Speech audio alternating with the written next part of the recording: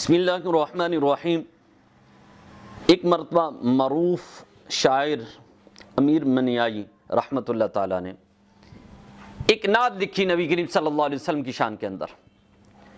जब नात लिखी और उसके अंदर एक मिसरा लिखा, क्या लिखा? कब है दरख्त हजरत वाला के सामने, कब है दरख्त हजरत वाला के सामने, मजनू खड़ा है खैमा लैला के सामने। लोगों ने बड़ी वाह की, कमाल कर दिया आपने, तो खूबसूरत मोती जड़ दिए, क्या खूबसूरत आपने लिखा है। ये बात चलती चलती आला हजरत के पास पहुंची।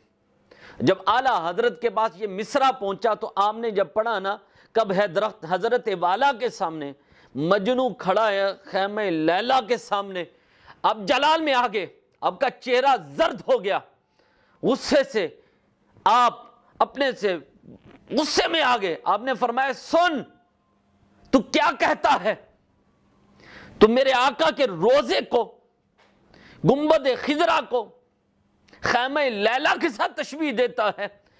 लैला कहां और लैला का खैमा कहां? वो तो मेरे महबूब के पैर के नीचे जो लगने वाली मट्टी है उसके बराबर नहीं हो सकता, और तू लैला को मेरे महबूब के गुंबद खिजरा के साथ तशबीह देता है। नबी आला हजरत ने उसे बुला लिया, बुलाकर कहा, ये गलत तुमने लिखा है।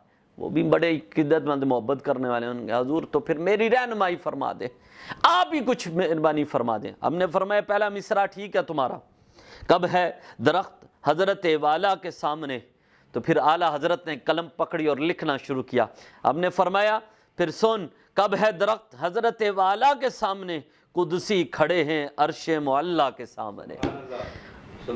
कुदसी खड़े हैं अर्शे मुअल्ला के सामने। कितना खूबसूरत, क्योंकि आला हजरत के जितने भी कलाम है जामे कलाम है, या किसी कुरान की आयत का तर्जमा करते हैं या किसी हदीस की जो है वो पैरवी करते हैं, ठीक है ना। उसके अंदर हदीस झलकती हुई नजर आती है या कुरान का तर्जमा झलकता हुआ हमें नजर आता है। इतने खूबसूरत और जामे कलाम आला हजरत के कलाम है।